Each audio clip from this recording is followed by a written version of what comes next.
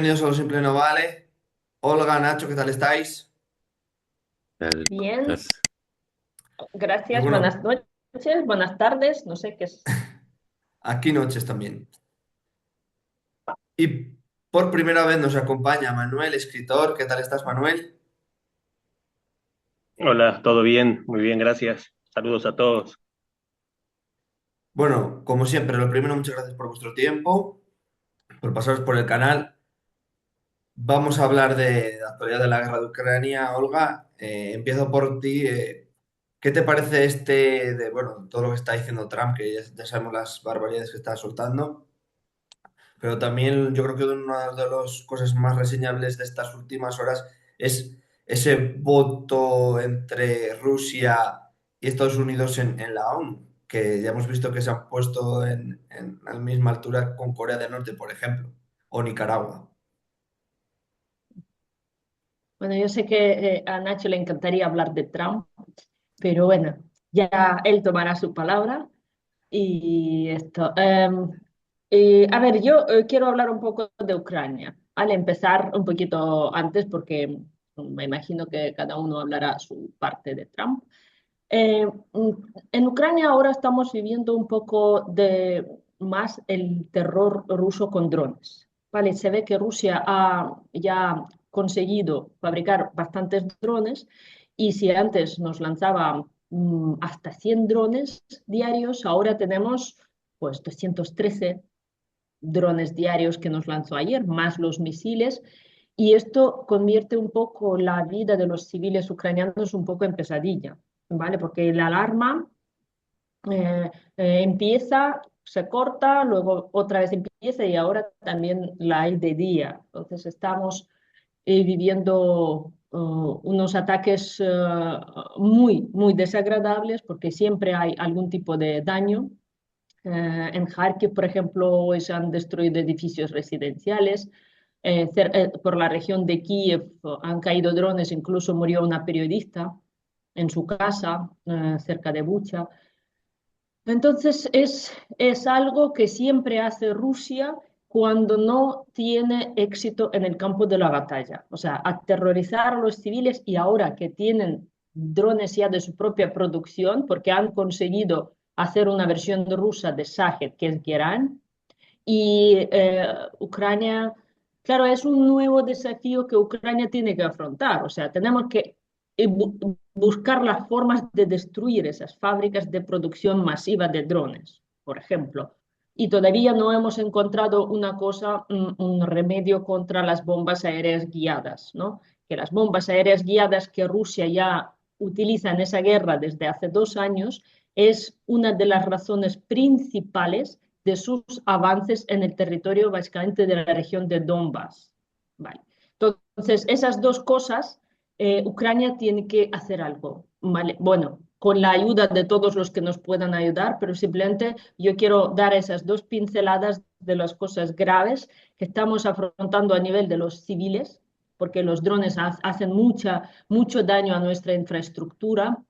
Si van acompañados con misiles balísticos, pueden destruir, yo qué sé, como la semana pasada, la producción de gas de Ucrania, ¿no? O en la central céntrica que es Poltava, en la región, perdón. Entonces, todo esto es una forma también de Putin de negociar, ¿vale? Porque Putin siempre negocia destruyendo.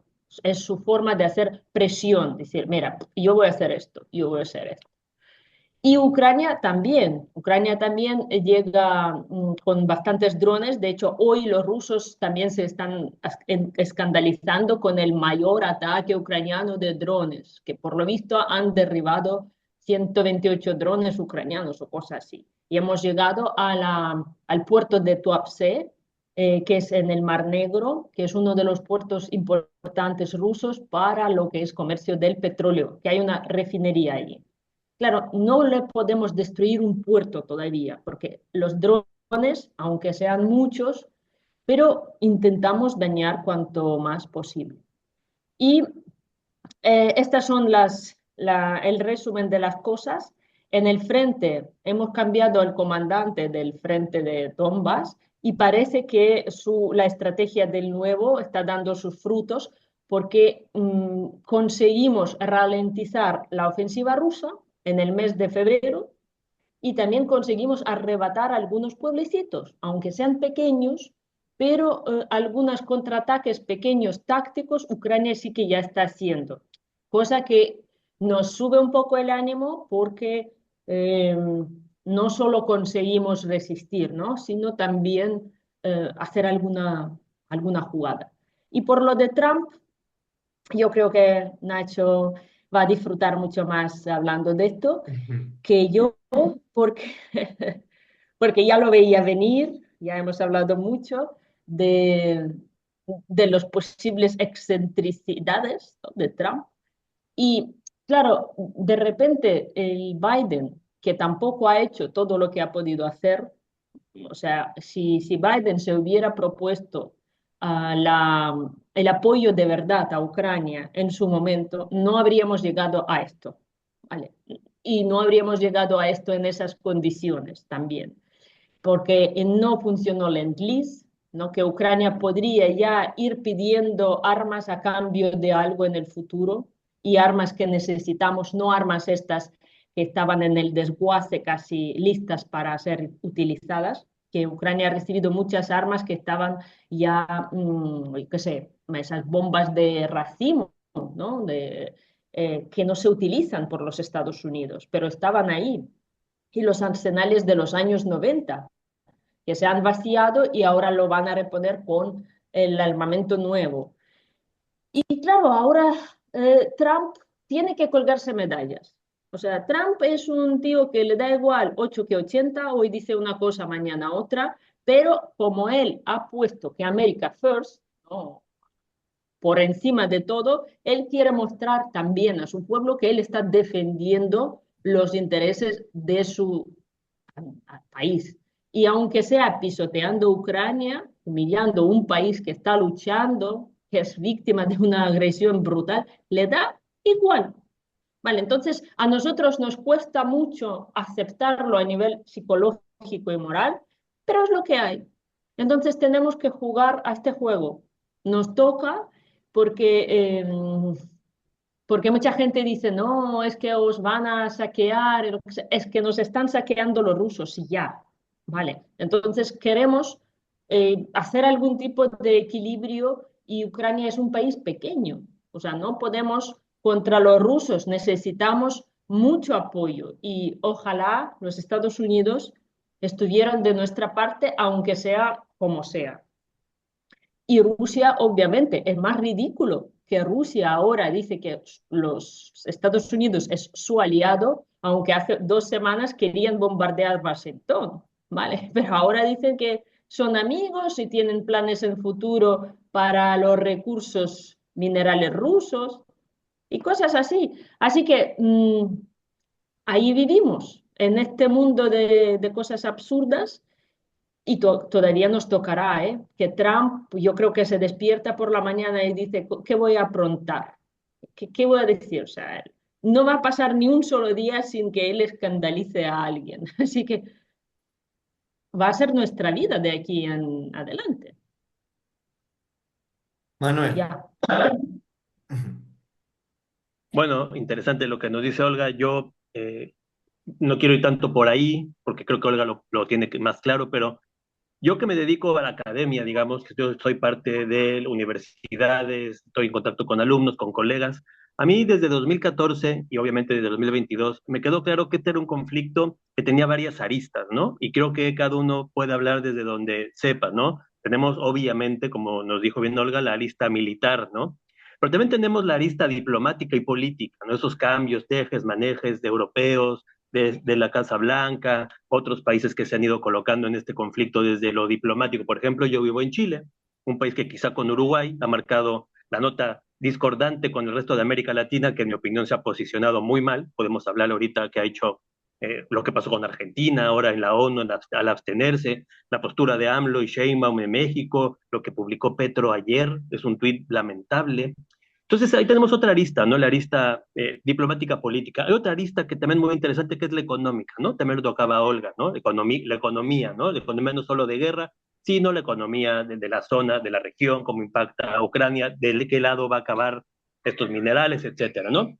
La cuarta, que ya es un poco el tema que a mí me aboca, es el tema comunicacional, ¿no? El juego de los medios, los fake news, estas cosas sobre Ucrania, estas difamaciones que llevan mucho tiempo. Esto no es una cosa de hace poco tiempo. Entonces, si ponemos la atención en el largo trayecto, en la larga duración, desde el 2014 y quizá antes, había una narrativa bien sesgada contra Ucrania en muchos medios. O sea, por ejemplo, viajan a mi país, México, aunque yo vivo en Chile, pero soy mexicano, está lleno de publicidad rusa, RT por todos lados, los profesores tomando una actitud prorrusa, y la última, que es lo último que acabo de decir, la de ideas. Yo creo, mis queridos, que el problema de las ideas está en la base de todo lo que podemos hablar sobre Ucrania. ¿Por qué digo esto? ¿Cómo es posible que en 2025 líderes del llamado sur global se estén posicionando al lado de la potencia colonialista? Y ahorita lo podemos discutir Nacho, Olga, Alberto y yo, pero en la realidad, muchachos, en el fondo, no sé cómo sea en España, pero en América Latina el gran problema era que el ucraniano era una abstracción. En 2014 lo que se hablaba de Ucrania era del Holodomor, algunas historias de Ucrania, pero realmente nunca se logró en América Latina visibilizar al ucraniano como es. Cuando tú abstraes al otro hasta tal punto que tú le puedas atribuir lo que sea, banderistas, nazis, bueno, de los ucranianos pueden decir lo que sea, uno puede analizarlo desde quien lo emite, pero también desde quien lo recibe. Cuando empezó esta segunda parte de la agresión rusa en el 2022, aquí en Chile mandaron algunos periodistas a Ucrania. Y yo observaba, como pueden ver en mi currículum, yo me dedico a Medio Oriente y el Cáucaso, esas son mis zonas de estudio, ¿no? Paralelamente al Cáucaso veo Ucrania, porque yo veo muchas similitudes entre Georgia, la trayectoria de Georgia, y la trayectoria de Ucrania, ¿no? De hace mucho tiempo, lo podemos platicar, ¿no? Yo veía cómo los periodistas invisibilizaban a Ucrania, a los ucranianos, o sea, estaban en Ucrania y no hablaban con los ucranianos. Yo ahí decidí, yo ahí decidí que mi labor tenía que ser no en el campo de lo militar, porque yo no lo conozco, no en el campo de la diplomacia, porque yo no soy internacionalista, tampoco no economista, soy sociólogo, y lo que empecé a hacer es una serie de entrevistas y traducciones con ucranianos. Yo creo que una gran falla comunicacional es que Ucrania no ha sabido presentar a sus pensadores en América Latina. Sacamos un par de libros, se tradujo hace poco, aquí en Chile se llegó el libro de Sergi Ploji a las puertas de Europa, aquí lo tengo. O sea, sí ha habido ciertos esfuerzos tardíos sobre visibilizar a los ucranianos, porque si no los logramos visibilizar, y esta es una labor que hay que seguir haciendo, el ruso va a montar una propaganda siempre en la abstracción. Entonces, de repente es que son nazis. Y uno decía, bueno, vamos a comparar la trayectoria del nazismo, la extrema derecha en Rusia, Ucrania, pero siempre es ir remando contra corriente. Y ahora que tú me invitaste acá, yo decía, bueno, ¿de qué puedo hablar yo? O sea, yo puedo hablar de Trump, puedo decir lo que yo opino de Trump, su política, cómo ve el mundo, la guerra no la puedo hablar porque yo no la vivo, yo no sé militarmente, ¿no? Lo que sí puedo venir a platicar aquí es cómo las ideas dominantes sobre Ucrania hicieron mucho daño en dos espacios en América Latina que eran muy importantes. El espacio político, como digo, vean los comentarios de Lula, vean los comentarios de AMLO, de Sheinbaum, de Petro, ya ni les digo de Venezuela, ya ni les digo Venezuela, y esas islitas, Chile es Boric, pero realmente si uno vive en Chile ve que también, por ejemplo, aquí el Partido Comunista chileno, que es muy grande, muy potente, es completamente afín a la retórica rusa, ¿no? En Argentina, un Milei que prometía una visión distinta acaba borrando todos sus mails, todos sus twitters, todos sus tweets. Milei los borró porque ahora se alinea con un Trump que da bandazos, como bien decía Olga, ¿no? Y esa es la élite política. Pero también tenemos que hacer una reflexión, me parece que es lo sano, de cómo se trabajó mal el espacio académico. La producción académica fue poca sobre Ucrania, fue tardía, no fue hacia donde el latinoamericano puede consumir, digamos, esto, llegamos tarde. Y ahí se generó esta enorme industria de las fake news que entró a las universidades y hasta el día de hoy tengo colegas con los que tengo que debatir cosas tan obvias, como si Ucrania tiene derecho a ser soberana e independiente. O sea, vean muchachos, que yo tenga que discutir en el 2025 que Ucrania tiene el derecho a la soberanía e integridad territorial con latinoamericanos, con una experiencia colonialista muy fuerte, siendo parte de ese llamado sur global, me parece que el síntoma es que, con esto cierro, al haber tal abstracción sobre el ucraniano, se permitió la entrada de ideas completamente absurdas, completamente sin ninguna base, y desde ahí se construyó el discurso en una academia que hasta el día de hoy sigue dejando el tema ucraniano muy de lado. Solo los invito a que hagan esa reflexión a tus radio, a los que nos ven, ¿no? Vean la producción que hay sobre el conflicto palestino-israelí, cursos, charlas, libros, papers, compárenlo desde el 2014, ni siquiera váyanse para atrás, y comparen la producción latinoamericana sobre Ucrania y sobre todo si le da entrada o no a las voces de especialistas en Ucrania. Yo creo que en estas 5 aristas que presento el conflicto, para no reducirlo todo a lo militar, vemos que este es un proceso complejo que tiene que ser abordado desde diferentes ópticas que se complementan unas con otras, ¿no? Nacho, ¿qué te ha parecido lo que nos ha contado Manuel? Y no sé qué es. Sí, súper interesante. Creo que uno de los grandes problemas que tiene este conflicto es que no existe información verídica, corroborable y, si se quiere, de fuentes que compitan con la propaganda de manera exitosa. Lamentablemente se creó un mundo paralelo donde, por ejemplo, y esto lo veía en estos días después de la votación en la ONU, en donde gente repetía cosas como, por ejemplo, que Ucrania es parte de Rusia, que en el Donbass Ucrania había estado atacando a la población de Donetsk, o que había biolabs, o cosas que ya rozaban la imbecilidad, y uno se pregunta, ¿qué está pasando que después de 3 años, y habiéndolo probado tantas veces que era mentira, la gente sigue repitiendo como loros? Yo coincido que no hubo una buena producción académica, lo sufro todos los días porque a veces, al buscar fuentes y sobre todo ideas de fondo, a veces se hace muy difícil, ¿sí? Porque inclusive la academia ha tomado partido muchas veces y entonces anteceden lo que quieren probar y amoldan la hipótesis a su punto de vista, y no están tratando de probar qué es lo que sucede, lo que realmente sucede. O sea, se abandonó la ciencia por la creencia, y ahí voy a lo que hablaba Olga de Trump. Vamos a poner un ejemplo.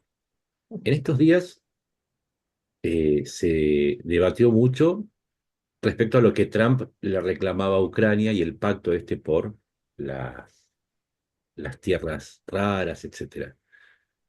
Y todos hablaban de 500.000 millones de dólares. ¿Es suficiente con ir a buscar las cifras del Kiel Institute, que lleva un monitoreo pormenorizado de las entregas de material por parte de Estados Unidos, Europa y otros aliados, para darse cuenta que no solamente no eran 500.000 millones, no había forma, no llegaban lo que ya entregado no llegaba a los 100.000 millones de dólares? Y no lo decía el Kiel Institute, uno buscaba un poco mejor y lo decía el Departamento de Estado, la oficina dedicada a la USAID, que es la oficina dedicada a la asistencia a Ucrania. Después Trump dijo, son 350.000 millones de dólares. Y no hay caso, la gente empezó a repetir 350.000 millones, que es una cifra falsa.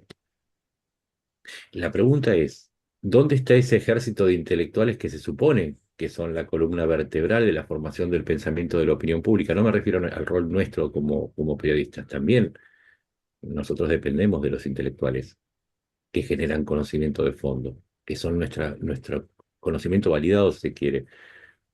Y a mí me ha pasado que a veces leo papers y digo, esto que está diciendo no es cierto. Y ese es el problema que tenemos. Es que también hay una baja producción intelectual. Ha bajado mucho la producción intelectual en función del fanatismo y la militancia, hacia un lado y hacia el otro, ¿eh? Y entonces esto tiene consecuencias, porque lo que estaba contando Olga de los ataques aéreos, la opinión pública es lo que legitima y lleva el poder a los gobernantes en Occidente. Luego, la opinión pública, ese sondeo permanente, es lo que los ayuda a tomar decisiones. Y si Ucrania necesita mejores medios antiaéreos para repeler ahora ya no los misiles balísticos o de cruceros, sino los drones, que son una amenaza muy diferente, pues son más difíciles de detectar, vuelan más lento y más bajo. Necesita otro tipo de armamentos. Entonces esa opinión pública que se fue formando por ahí sobre la base de falsas ideas o de esa baja calidad intelectual, hacen que esa ayuda no llegue en tiempo y forma a Ucrania y entonces esa baja producción intelectual se transforma en muertes. Y no estoy haciendo un falso silogismo, estoy haciendo una construcción lógica para que se entienda la importancia que tiene un concepto que se está relativizando, que es la verdad. No existe un tanque que está destruido y no destruido al mismo tiempo. No existen los tanques de Schrödinger. No hay forma. Tampoco existe, no da lo mismo que hayan sido 100 tanques destruidos o 400. Y mucho menos da lo mismo que lancen 100 drones a que lancen 300. El problema lo tenemos con la realidad. El problema no es solamente de producción de conocimientos. El problema es que después aparecen personajes como Trump que convencen y sobre las convicciones que generan se buscan pactos, se cortan o se dan recursos y se firman acuerdos que pueden postergar por varias generaciones a los ucranianos. Nada es inocente en estos asuntos. A veces la gente cae en estos juegos maniqueos y no se da cuenta que son parte de una retaguardia en donde también se juega parte del destino de Ucrania. O sea, coincido con los dos. Yo veo un problema grande y muy conectado y muy, muy de fondo, que también habla mal de nuestras sociedades como parte de Occidente al no poder generar siquiera una opinión, no digo una opinión unánime, pero al menos algo que se acerque un poco más a la verdad que este relativismo en el que vivimos. Olga. Pero hay una cosa, yo eh, cuando yo interpreté a Manuel hace tiempo, también él habló de las iniciativas que se podrían tomar para mejorar todo esto a nivel universitario, a nivel de seminarios de intelectuales y cosas así para generar discusiones alternativas, ¿no?, a la opinión pública que está fomentada por la propaganda rusa. Lo que pasa es que tenemos que tener en cuenta que la propaganda rusa lleva arraigada en todos los países, no solo la América Latina, sino Europa y todos los países, vayas donde vayas, desde la Guerra Fría. O sea, ya llevan 70 y tantos tacos haciendo la propaganda rusa e invirtiendo, bueno, soviética, y los rusos la recuperaron, ¿vale? Entonces tienen agentes, tienen opinión pública, financian edición de libros, agencias de opiniones, lobby, o sea, es una máquina. ¿Vale? Entonces, Ucrania jamás se ha preocupado en crear algo similar, ¿no? Éramos un país normal, vivíamos nuestra vida y no teníamos que hacer ningún tipo de promoción al exterior, pues eso cuesta dinero. Entonces, yo creo que, por ser positivo, en los últimos años hemos conseguido muchas cosas, ¿no? Primero, el mundo conoce que Ucrania existe. El mundo sabe que Ucrania resiste a Rusia. Algunos pueden decir, no, es que estáis ahí, pero saben que estamos resistiendo y saben que estamos resistiendo el segundo ejército mayor del mundo, ¿vale? Entonces, yo creo que Ucrania como una ente, como un sujeto político, en el sentido bueno, ¿no?, ya se ha estabilizado. Pero también hemos Olga, abierto, por Olga, ejemplo, a 3 años, yo me acuerdo de una de las primeras cosas que hizo el representante de Rusia en la ONU, y estoy hablando del mismo día 24 de febrero, fue decir que Ucrania no existía. Me acabo de acordar de eso. claro, por eso digo que todo el mundo ahora nos tiene presentes. Les podemos caer bien o mal, nos pueden criticar, porque a todo el mundo le gusta criticar estas opiniones, decir, ah, no. Yo creo que el nivel intelectual del mundo va bajando y Trump y todo el séquito de Trump es el ejemplo. O sea, tú ves las personas limitadas.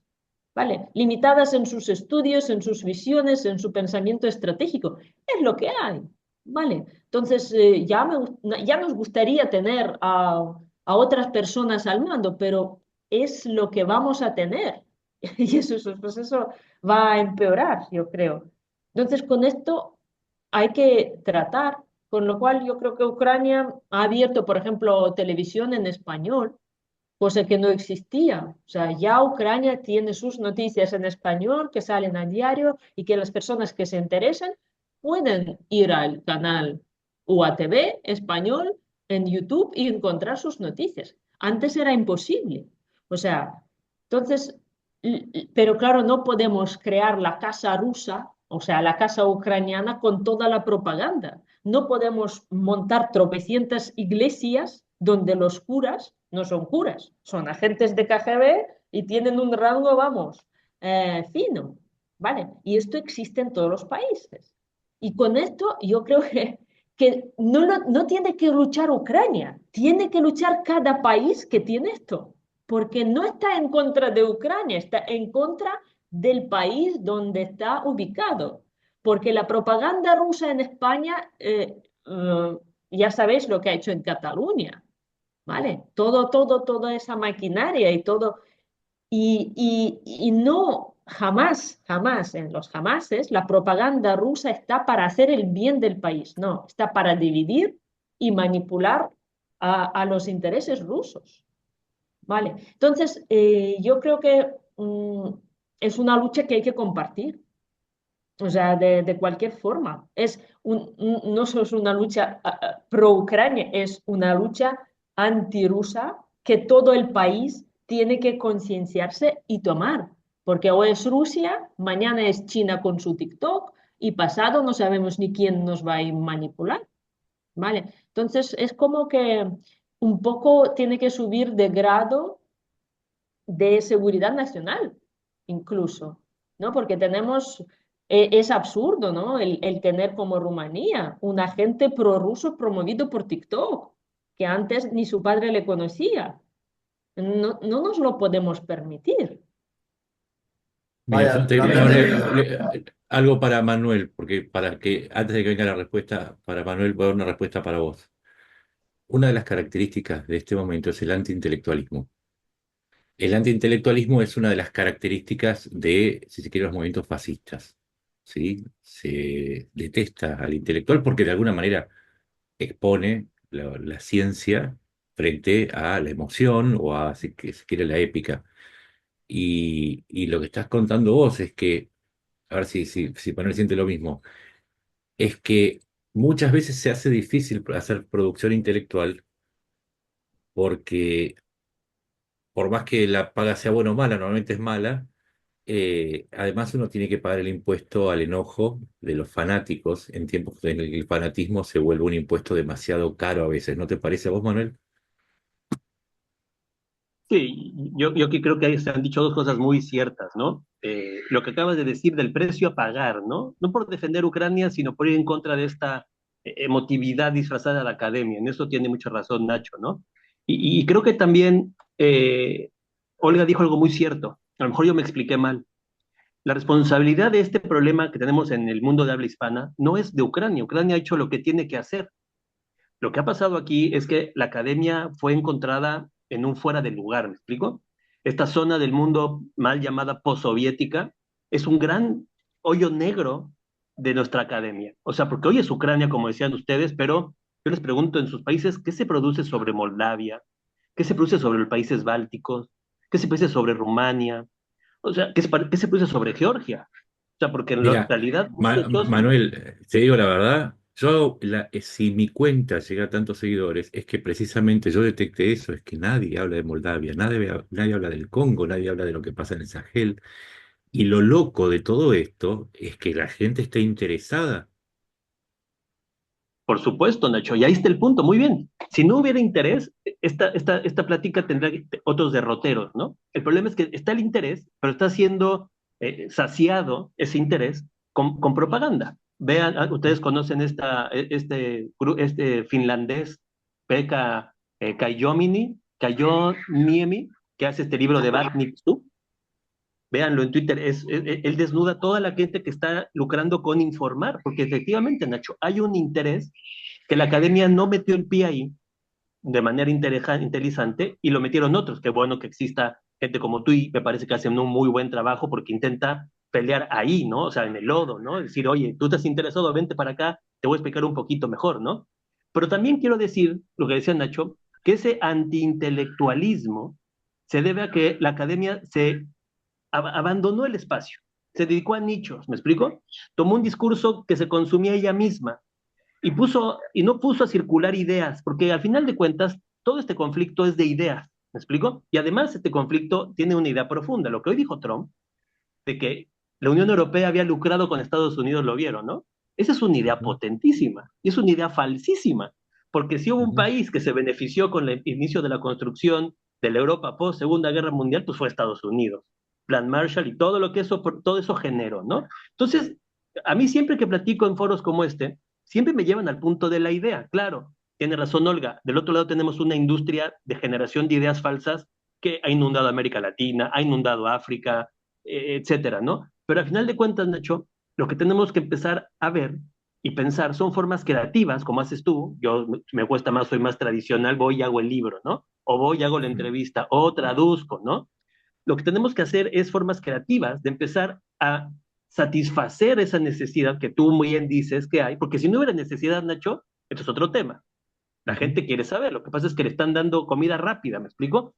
Hay comida rápida de mejor nivel, ¿no? Hay que empezar a pensar cómo a largo plazo, porque Ucrania, pase lo que pase, en Ucrania no va a depender de lo que diga Nacho, de lo que diga Olga y de lo que diga yo, o sea, nos supera infinitamente, ¿no? Pero sí tenemos que darle más consistencia y más continuidad, más visibilidad continua a Ucrania desde otras ópticas que le pueden interesar al latinoamericano. Por ejemplo, y con esto termino, feminismo, minorías, cuando Petro dice que son dos hermanos eslavos, que Rusia y Ucrania son dos naciones eslavas hermanas, está invisibilizando la diversidad étnica que tiene Ucrania. Eso Ujú. tenemos que empezar a recuperar nosotros. Decir, oye, Petro, sí, muy bien, pero el número uno eslavo no tiene que ver con una cosa étnico-nacional. Hay eslavos de diferentes formas, ¿no? De diferentes posiciones, ¿no?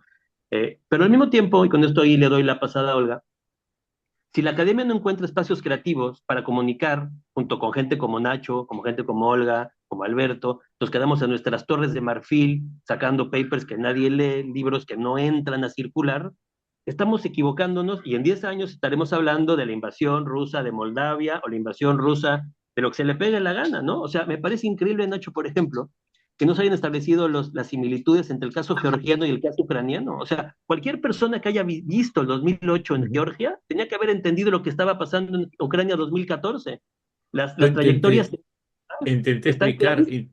intenté explicar la identidad de situaciones, la identidad con los separatismos, la identidad del discurso.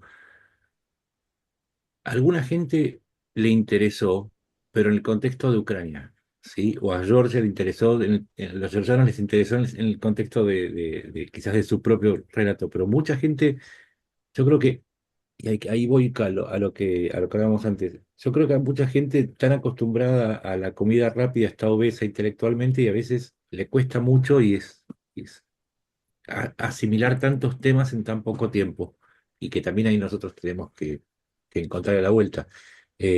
Vos lo que decís de Georgia, me costó mucho explicarle a la gente, por ejemplo, eh, que había un nexo entre el jefe de la oposición georgiana que había estudiado en Kiev y que había un batallón georgiano peleando del lado de Ucrania, pero porque algo pasaba. ¿Por qué pasaba eso?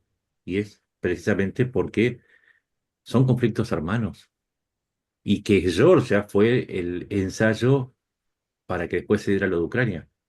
Es eso, es ese tipo de cosas las que uno le cuesta, pero también admito que a veces la gente está, por eso digo, hay una obesidad intelectual de comprar comida rápida, coincido, eh, que a la gente le cuesta mucho asimilar tantas cosas al mismo tiempo. Y además competimos con algo que es más sencillo, que es el entretenimiento. Si yo hago un hilo sobre Ucrania contando el rapto de niños, y atrás viene uno contando la vida de Seinfeld y una interna que hubo y va a tener 5 veces más vistas y quizás me saque público. Pero bueno, hay que persistir. Si algo aprendimos de Ucrania es que hay que persistir. Sí. Y yo creo que yo creo que Ucrania se sorprendió a sí misma, ¿no? Porque no nos creíamos fuertes, lo suficientemente fuertes para hacer este tipo de resistencia a todos los niveles. Y ha sido una cosa que yo siempre lo pongo como ha dicho Manuel, que le parece mentira que los países que han sufrido un pasado, han tenido un pasado colonial, defiendan a un país colonizador, neocolonizador, pero además lo defienden a rajatabla, o sea, ciegamente. Y yo siempre lo digo, yo desde que empecé a salir en la televisión hablando de Ucrania, yo decía, pero por favor, si vosotros sois Ucrania, todos los países latinoamericanos son Ucrania, ¿cómo os Ujú. podéis hermanizar con Rusia? ¿Cómo os podéis solidarizar? Pero es antiamericanismo, ¿no? Y no es, porque ellos no se imaginan que Rusia es lo mismo para sus pueblos que los Estados Unidos o algún otro imperio que hubo con ellos. Y entonces es claro, son cosas que parecen básicas, pero para mucha gente no son básicas. Necesitan muchas explicaciones, muchas referencias, muchos ejemplos. Y claro, eso sería interesante pues a nivel académico, que la gente vaya aprendiendo esos conceptos, incluso en los colegios, ¿no? Como parte de la historia general. Yo no sé, en cada país tienen sus programas, pero básicamente ver el imperialismo, el colonialismo y los ejemplos, o sea, populismo de todo. Y claro, y yo también soy profesora universitaria, ¿no? Pero yo creo en la enseñanza, pero ahora estamos en un proceso de transformación que yo no sé dónde acabará esto, con el pensamiento clip, ¿no? Ujú. Con ese consumo rápido de ideas, pero yo creo que hay que hacer lo que podamos con los medios que tenemos, ¿vale? Ujú. Si Nacho tiene X, el X, y ahí puede batallar por el bien del mundo, no solo por el bien de Ucrania, porque es una cosa de educación, de cultura, de conocimiento, de valores. Y yo lo hago a mi nivel, ¿no? Yo lo hacía antes con mis estudiantes, ahora lo hago en mi blog, mm, pero es algo que es necesario para la humanidad, ¿no? Tener referencias, tener conceptos, entender lo que está pasando. Igual se hace difícil, no solamente la gente más chica. Yo he estado leyendo contestaciones a cosas que publico diciendo que la Realpolitik es nada más que negociar a partir de los intereses. No le hicieron, y hablo de gente licenciados en ciencia política que creo que nunca se le hicieron a Morgenthau, por ejemplo. Hasta uno no sabe, la Realpolitik es la aplicación el relajamiento de las normas que se dio en el contexto de la Guerra Fría y que explicaba que a veces hay que ir por detrás de las diferencias ideológicas, pero yo nunca escuché, a ver, creo haber leído Morgenthau bastante y no sé, yo nunca escuché que hablara del relativismo moral. Entonces, lo que se hace, que es con esta idea de la comida rápida, ¿no? Es que inclusive gente que está formada, gente con títulos de grado y de posgrado, han perdido la voluntad de sostener el pensamiento crítico y he inclusive escuchado, en un momento tuve que cortarlo porque uno que me decía, Estados Unidos tiene derecho a ponerle Golfo de América al Golfo de México. Una persona, un geógrafo que no sabe cómo es el sistema internacional de fijación de los nombres en los mapas, o sea, no sabe que hay como una especie de Real Academia Española de la Geografía que hace que nos pongamos todos de acuerdo para los nombres de los lugares, ¿no? Y con esto que quiero decir, que también la tarea es difícil porque la ideología nos hace volver a cierta idea medieval que inclusive las personas con mayor formación son capaces de repetir taradeces, cosas insólitas. Entonces el esfuerzo es todavía más grande porque no es que estamos batallando contra alguien que no tuvo ni siquiera educación formal, estamos hablando de gente y hasta figuras públicas. He tenido que discutir con figuras públicas cuestiones tan, este, no sé, básicas como por ejemplo la existencia misma de Ucrania o las votaciones del año 91 para los referendos para ver a quién querían pertenecer. Y estoy hablando de personas, de periodistas que tienen una categoría pero muy superior a la mía. Yo creo que voy a ser antiacadémico, volví a decir, pero la mejor referencia para entender lo que estamos pasando es la película Idiocracy. Con eso resumo mi mirada, es Idiocracy. Manuel. Yo creo ahí que nuestro juego, reconociendo lo que dice Nacho, lo que dice Olga, nuestro juego no tiene que ir tanto a resolver el hoy por hoy, ¿no? Yo creo que nuestro juego debe ir a establecer las ideas centrales de lo que va a ser el mundo por venir, ¿no? Yo creo que cuando logremos establecer esas bases mínimas, de decir, mira, si tú apoyas un mundo en el cual la potencia dominante puede hacer lo que se le pega la gana con otros países, pues ¿qué le queda a Chile? ¿Qué le queda a México? ¿Regresar a la época en donde Estados Unidos nos intervenía y nos robaba territorio? ¿Qué le va a pasar a otros países europeos si no hay un marco federal europeo en el cual puedan acceder? O sea, yo creo que la lucha en el corto plazo, no digo que esté perdida porque hay que, como bien dice Nacho, que seguir haciendo lo que a uno le corresponde, y como dice también Olga, pero nuestra misión, nuestro horizonte, tiene que ser a mediano y largo plazo, ¿no? O sea, ¿hacia dónde quiere llevar el mundo Trump? Aliándose con Rusia, validando dictaduras a la ley del más fuerte. Ahí tenemos muchos países más que perder que de ganar, ¿no? ¿Por qué de repente el bandazo de Argentina, ¿no? O sea, ser una crítica potente a un Milei ¿Eh? que sí traiciona brutalmente a un Zelensky que fue a su toma de posesión. Zelensky prometió unas ciertas cosas y de pronto se echa para atrás. Yo creo que sí puede haber una base de decirle, preguntarle a Milei, explícame ese cambio de golpe, ¿no? O decirle a Petro, usted es un luchador por la libertad y contra el colonialismo, porque esto usted validando el colonialismo ruso, que es muy obvio, es muy burdo, yo creo que cualquiera mínimo tiene que reconocer que lo que pasó en Ucrania es algo tan obvio y tan, que no nos podemos llevar la idea de que esto que está pasando es lo correcto para terminar. Yo creo que sí es desesperanzador a corto plazo, y hay que saberlo enfrentar, es la ola que nos cayó encima, pero sí crear masa crítica. Y yo sí creo que hay una falla importante aquí. Yo creo que todo el mundo está atomizado. O sea, cuesta mucho trabajo trabajar en colectivo. O sea, por ejemplo, yo estoy muy orgulloso de los libros que pude hacer sobre Ucrania porque eso me llevó a colaborar con el otro, con mi par ucraniana, ¿me explico? No lo hice yo solo, lo hice siempre con otro profesor ucraniano, ¿no? Yo creo que nuestra gran falla en esta resistencia al neocolonialismo es que estamos muchos atomizados y no colaboramos entre nosotros para empoderar lo que estamos diciendo uno u otro, ¿no? Esas luchas quijotescas no resuelven nada, ¿no? Entonces, tenemos que volver a la base y decir, a ver, muchachos, Ucrania hace lo que puede, pero esto también tenemos que incorporar, no sé, a los finlandeses, tenemos que incorporar también a los bálticos. Empecemos a hacer estas visiones de bloque y repensar todo. O sea, nuestra obligación intelectual es repensar todo constantemente, ¿no?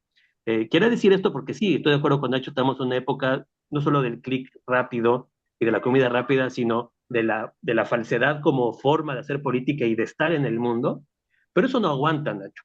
Vean la historia.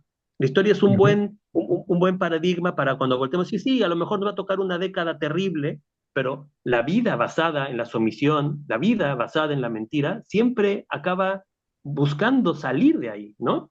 Y eso es lo que yo creo que nos tiene que dar esperanza, como bien decía Olga, una Ucrania que sí, la Ucrania ha jugado por arriba de su división, es como un equipo de segunda división que fue forzado a jugar constantemente con la primera división y le empataba y a veces le ganaba. Me explico, yo creo que Ucrania ha hecho, el gran mérito de Ucrania es que nuestra generación va a estar marcada por esta situación.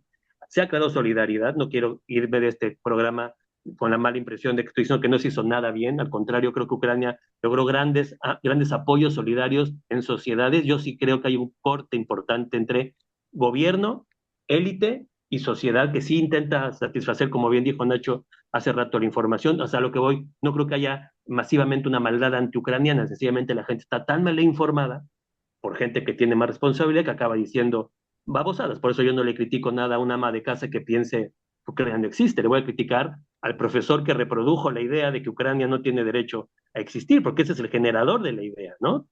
Pero Ujú. sí creo, con esto termino aquí, que necesitamos dejar de ser tan átomos y empezar a jugar más en conjunto, que no significa hacer todo juntos, ¿eh? Pero sí tenemos que empezar a empoderar ciertos proyectos, Ucrania Resiliente, por ejemplo, esta TV ucraniana en español, cosas culturales. Creo que ha faltado más solidaridad entre los que resistimos, porque los del otro lado ya están completamente jugados a lo que quieren hacer, ¿no? Ujú. Yo quiero cerrar le quiero dejar el cierre a Olga y explicar algo. Cuando vos empezás a defender a Ucrania, defendés un concepto, que es la idea de defender a alguien que fue agredido, y eso va más allá de Ucrania, más allá de que Ucrania está defendiendo, y la identificación que uno siente tiene que ver con algo personal, y es que cuando todo parece perdido, cuando el enemigo parece tan fuerte, cuando la desesperanza parece ganar, creo que vale la pena resistir. Y en ese momento es cuando lo que a veces es desesperante, uno lo cambia por eso, es como toma uno, es el concepto. Si lo que es desesperante de pronto pasa a ser desafiante, entonces vale la pena pelearlo. Y si hay algo que yo aprendí de Ucrania y cómo pelea, es que me acordé de algo que se le atribuye a Richelieu, pero bueno, no sé si lo dijo o no, pero está buenísimo. Y que es así, y me hace acordar a Ucrania. El enemigo está en la vanguardia, en la retaguardia, en el flanco derecho y en el flanco izquierdo. No se nos puede escapar. Eso es Ucrania. Olga, ¿quieres decir algo para cerrar? Bueno, yo quiero decir que se han creado muchísimas redes de colaboración. Mira, por ejemplo, Alberto. Alberto siempre reúne paneles sobre Ucrania, también sobre Israel, y no son cosas que, digamos, fueran de su primer interés antes de que todo esto empezó, ¿no? Y va reuniendo a las personas que nos conocemos, que luego o sea, eso va creciendo, ya hay muchas cosas que se han creado, ¿no? Y la gente se ha involucrado con la ayuda de Ucrania y ha partido para más allá, no solo a partir de Ucrania. Entonces, yo veo que hemos empezado muchos procesos que espero que en el futuro se desarrollen, las colaboraciones y todo. Yo, por ejemplo, a ti yo te conocí siendo intérprete de un proyecto de Ucrania Resiliente, ¿vale? Entonces, yo también conocí a otras personas que luego me encontré a Johan, nos llamamos y nos vimos, a Johan, el alemán, que también participó en unas jornadas. Él vino a hacer su investigación en Ucrania, nos vimos, nos quedamos en Ucrania. Entonces, es todo empezar, ¿no? Y dejarse llevar por todo lo que surja y donde tú dices, ahí yo puedo hacer algo útil. Entonces, poco a poco yo creo que saldremos adelante y vamos a tener cosas todavía bonitas por hacer. Pues bueno, chicos, muchas gracias a los tres. Os doy un fuerte abrazo. A Manuel, encantado de haberte tenido por primera vez. Espero contar más días contigo y ya nos veremos. Y Nos vemos, venceremos, ¿eh? que estén Gracias. todos bien. Un Chao. abrazo. Adiós. Adiós. Adiós, adiós.